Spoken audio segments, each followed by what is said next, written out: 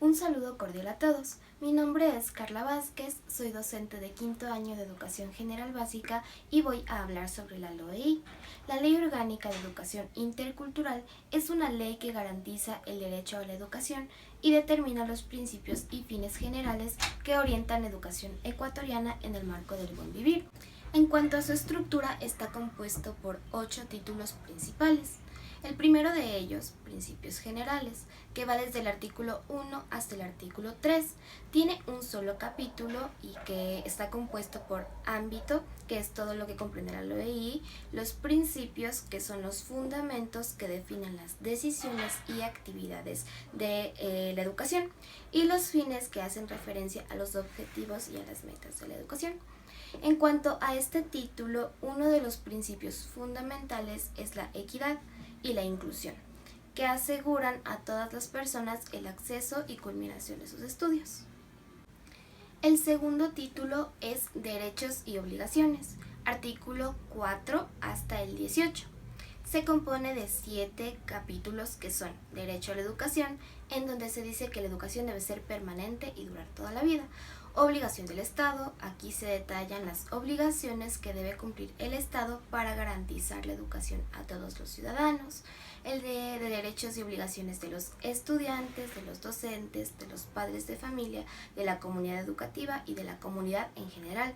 Hago énfasis en el capítulo 4, artículo 10, que hace referencia a los derechos de los docentes, quienes debemos recibir incentivos por méritos y logros en la educación. El tercer título es Sistema Nacional de Educación.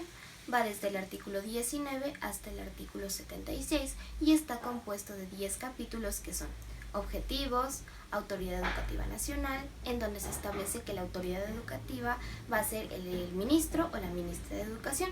También están aquí sus deberes como tal. El Consejo Nacional, aquí encontramos los elementos y las funciones del mismo, los niveles de gestión, la estructura en donde se define si la educación es escolarizada o no escolarizada. También encontramos aquí los niveles educativos y las modalidades de educación.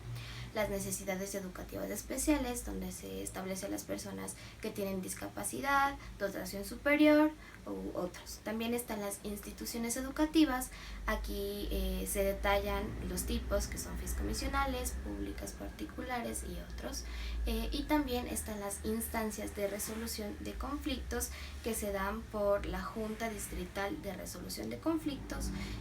Tenemos al Instituto de Evaluación Educativa, que es una entidad que tiene como finalidad promover la calidad de la educación. Y finalmente el capítulo 10, que es la Universidad Nacional del Ecuador. De este título puedo recalcar el artículo 46, que hace referencia a las modalidades del Sistema Nacional de Educación, existiendo la modalidad presencial, en donde se cumplen normas de asistencia, la modalidad semipresencial, en donde no se exige la asistencia, y finalmente la modalidad a distancia, que es un proceso autónomo no presencial. El cuarto título es Educación Intercultural Bilingüe, que va desde el artículo 77 al 92 y está conformado por 3 capítulos que son Sistema de Educación Intercultural Bilingüe, en donde se detalla que este sistema tiene relación con aprendizajes en idiomas ancestrales y oficiales, los fundamentos, objetivos y fines del Sistema de Educación Intercultural Bilingüe y las obligaciones del Estado y la autoridad educativa con la educación intercultural bilingüe. De este título destaco el artículo 80, que hace referencia a los fines de la educación intercultural bilingüe, siendo los más importantes el fortalecimiento y la recuperación de la plurinacionalidad y de la interculturalidad. En el título 5 encontramos a la carrera educativa, que va desde el artículo 93 al 128 y se divide en 3 capítulos. El ámbito, en donde se detallan las prohibiciones y requisitos para entrar a una carrera educativa, el concurso de méritos y oposición para llenar vacantes de docentes públicos, y el capítulo 3, que es el escalafón docentes, en donde se categorizan a los docentes.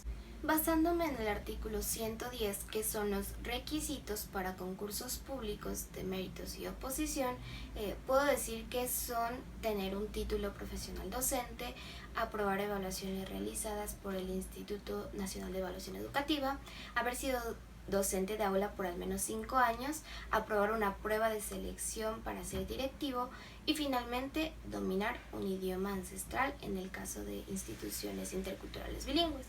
En el título 6 tenemos a regulaciones, que va desde el artículo 129 hasta el 143. Está compuesto por un solo capítulo que se denomina regulación, control, infracciones, sanciones y recursos administrativos, que son las acciones que se oponen a las disposiciones de la ley. En el artículo 132 se enumeran las prohibiciones a representantes legales, directivos, docentes, padres y madres de familia de instituciones educativas, prohibiciones como provocar la paralización del servicio educativo, prestar las instalaciones para fines partidistas o políticos, oponerse a actividades de control o evaluación, delitos sexuales, entre otros. En el título 7 se mencionan disposiciones generales, que está compuesto por 14 apartados. Tomando en cuenta la cuarta disposición general, destacamos la responsabilidad de la Autoridad Educativa Nacional de producir y distribuir textos, material educativo, uniformes y alimentación de manera gratuita en instituciones públicas y fideicomisionales. Los textos deben ser actualizados cada 3 años. Finalmente, el título 8, disposiciones transitorias. Este está compuesto por 42 apartados. En la disposición número 8 se establece que a partir del año 2011 las instituciones educativas que se encuentren administradas por las Fuerzas Armadas, por la Policía Nacional, por la Comisión de Tránsito del Guayas y por la Aviación Civil pasarán a ser parte del Estado. Es de vital importancia que los docentes conozcamos las leyes educativas, ya que de esta manera podemos conocer en qué parámetros ejercemos nuestra labor, además de que nos permite tener una serie de bases, normas a las que nos regimos para poder tener una organización adecuada y mantener una convivencia armónica con todos los individuos pertenecientes a la comunidad educativa. Quiero agradecer la atención prestada, esperando que este video sea de mucha ayuda para cada uno de ustedes. Muchísimas gracias.